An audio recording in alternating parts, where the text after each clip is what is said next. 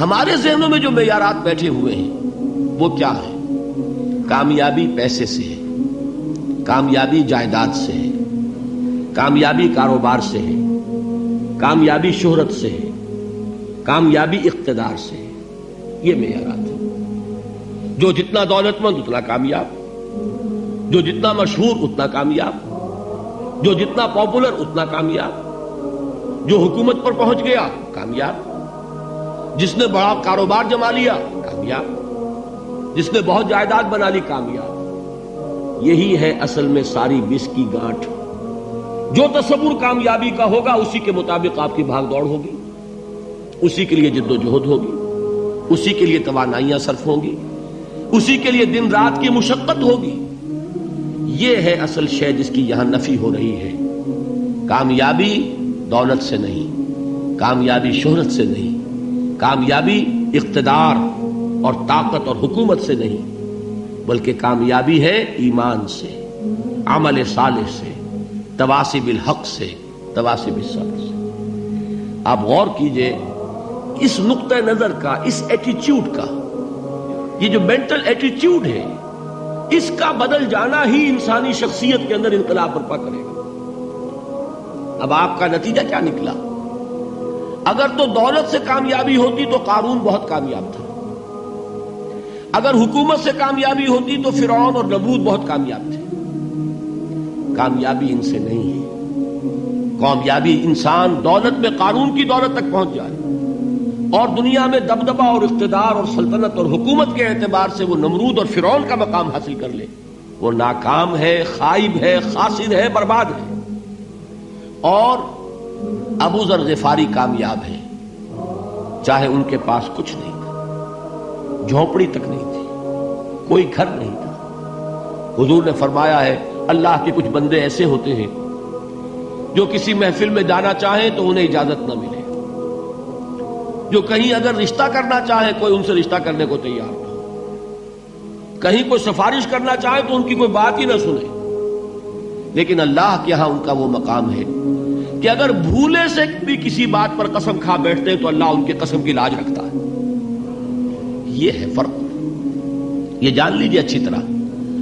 اس بات کا مان لینا آسان، اس پر سبحان اللہ کہنا آسان، لیکن اس کے مطابق آپ کے اپنے ذہن کا بدل جانا بہت مشکل. اس لیے کہ ہم متاثر ہوتے ہیں اپنے ماحول سے.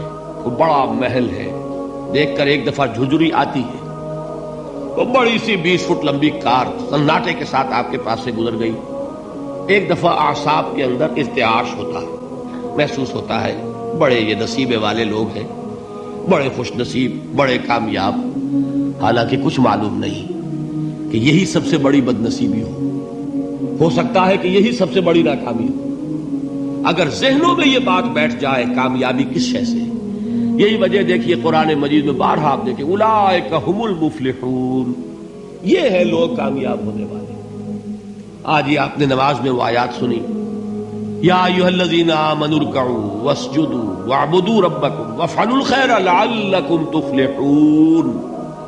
اے ایمان والو، رکوع کرو، سجدہ کرو، اپنے رب کی پرستش اور بندگی کرو اور اچھے کام کرو تاکہ تم کامیاب ہو جاؤ. تو کامیابی کن چیزوں سے ہے؟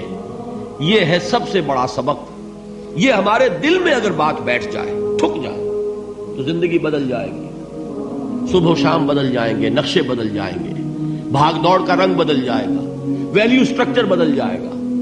آج وہ ایک چیز نہایت اہم نظر آ رہی ہے، کل نہایت غیر اہم نظر آئے گی. جیسے کہ حضور کی حدیث ہے مالی ولد دنیا، مجھے تمہاری اس دنیا سے کیا سروکار ہے.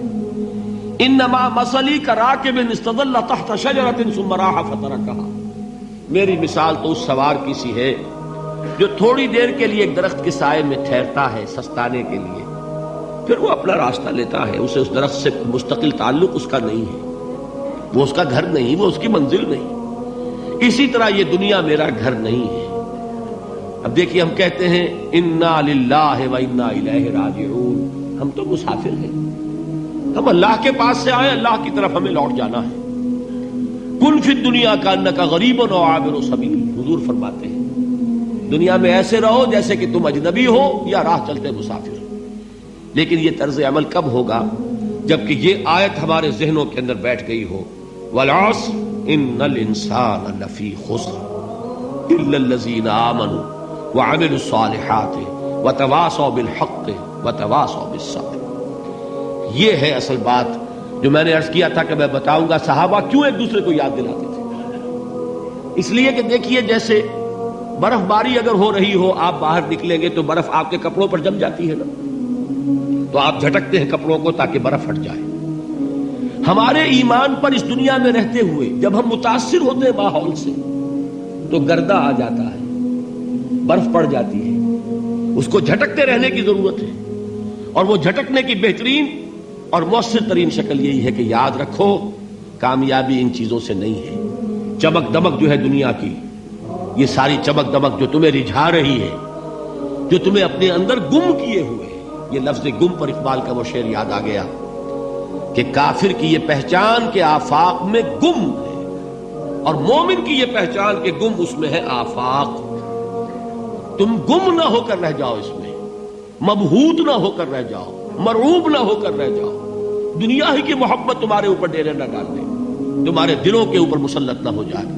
لہذا تازہ کرتے رہا کرو، والعصر ان الانسان لفی خسر الا الذین آمنوا وعملوا الصالحات وتواصوا بالحق وتواصوا بالصبر۔ پھر یاد کر لو، پھر تازہ کر لو اپنے اس یقین کو کہ کامیابی دولت سے نہیں، کامیابی ثروت سے نہیں، کامیابی اقتدار سے نہیں، کامیابی شہرت سے نہیں، کامیابی جائیداد سے نہیں، کامیابی ہے ایمان سے، کامیابی ہے عمل صالح سے، کامیابی ہے تواصی بالحق سے، کامیابی ہے تواصی بالصبر سے۔